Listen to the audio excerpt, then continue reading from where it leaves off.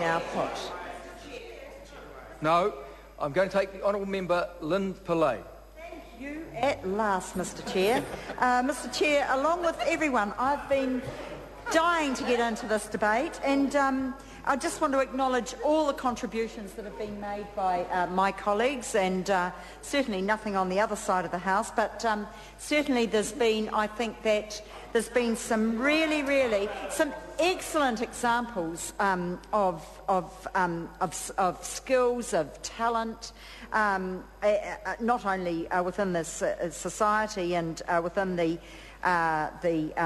members and the fellows and the companions, etc., but also the skills and the sheer talent, raw talent in the case of David Shearer, of the speakers who spoke today. So I would just like to, and I know that the member is listening, because many members have talked about honorary fellows, but I do have a question, and I will ask that because I am a very detailed person, as most people do acknowledge, at the risk of sounding a little big-headed, but that I notice that when you look at the definition of honorary member, that the Council may from time to time grant honorary membership of the Society to any ordinary member who...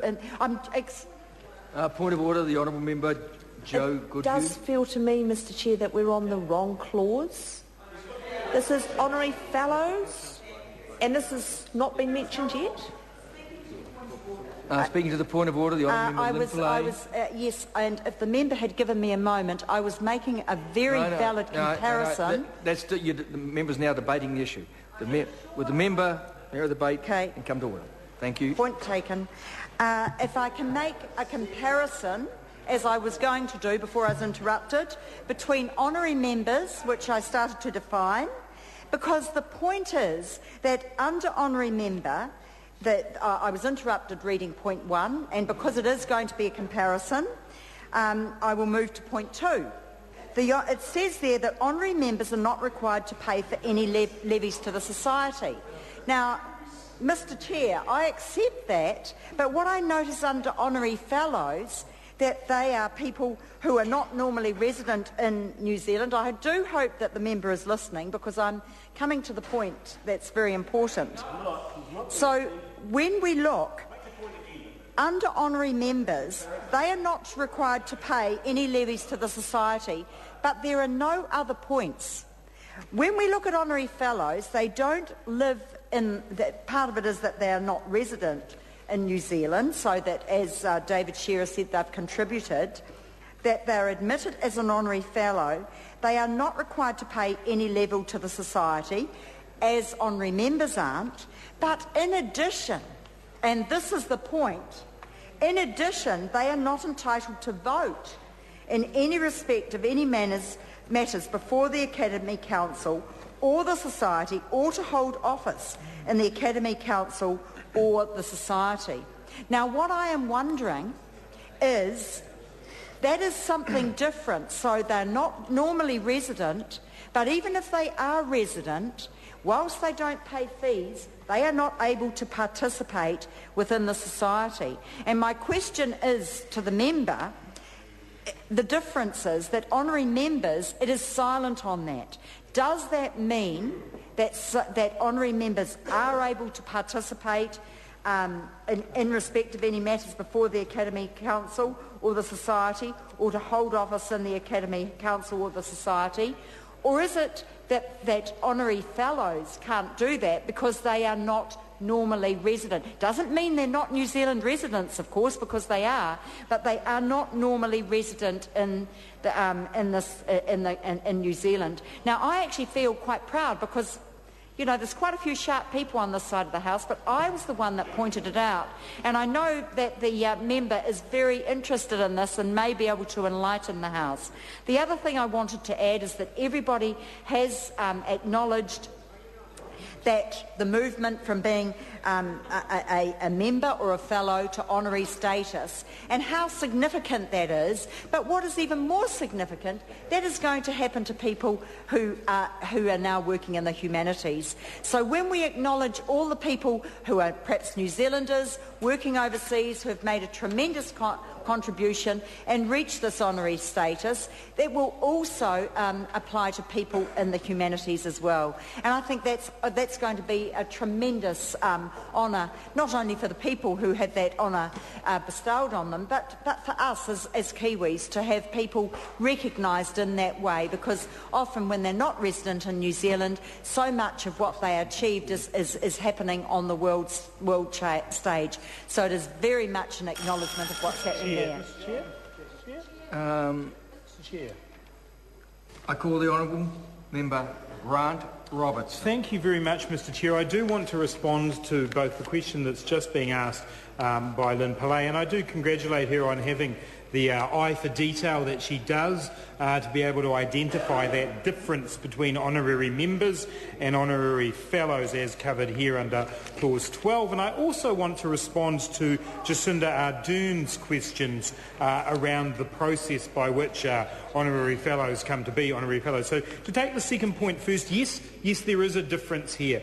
But actually I think while the member has identified the difference that honorary fellows are not entitled to vote, honorary members absolutely are entitled to vote and be involved because, and this is the important distinction, an honorary member is already an ordinary member before they become an honorary member.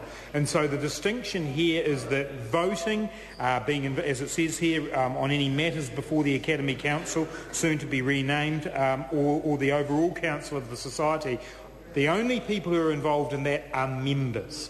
And that is the distinction. So honorary fellows are not members and have never been, in most cases, I would suspect, members of the Society.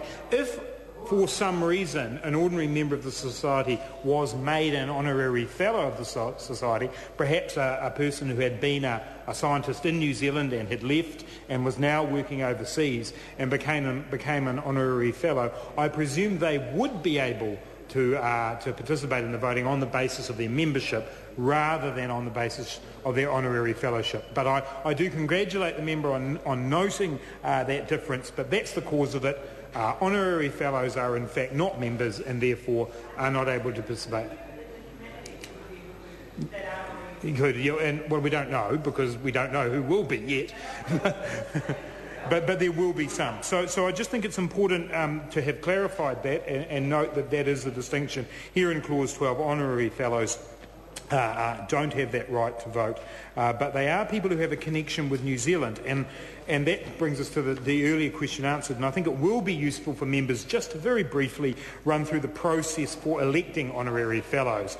And it's similar to the process of electing fellows. There are nominations that are given to the Fellowship Selection Panel and recommendations from there to the Fellowship Selection Committee.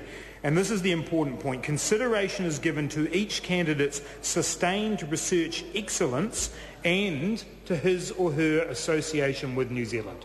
So it's not just a random scientist from somewhere in the world. When consideration is being given to the question of honorary fellowship, not only is it the question of sustained research excellence, which is the same threshold that normal fellows of the Royal Society need to meet, but also to his or her association with New Zealand. And I think that's important because for this to be the Royal Society of New Zealand, it does mean that the people who are honorary fellows have some association. And I think, as I said in an earlier intervention, it's highly likely that they've either worked in New Zealand or studied in New Zealand or are engaged in some form of research that actually involves a New Zealand scientist. And I think that's a very important point.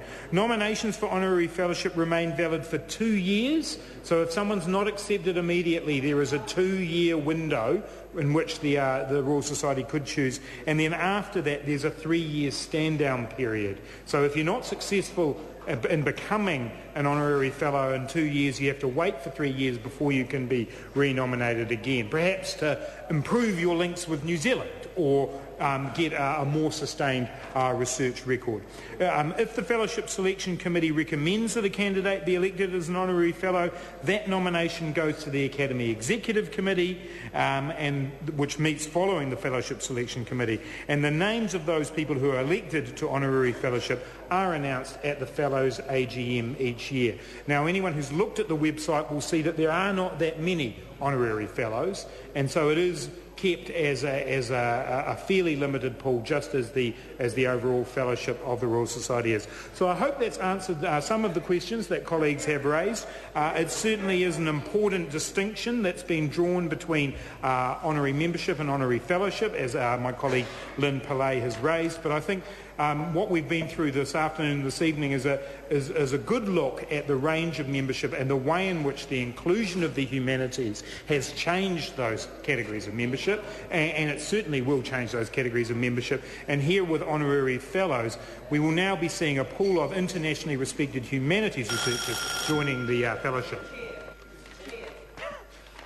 I call the Honourable Member Chris Farfui.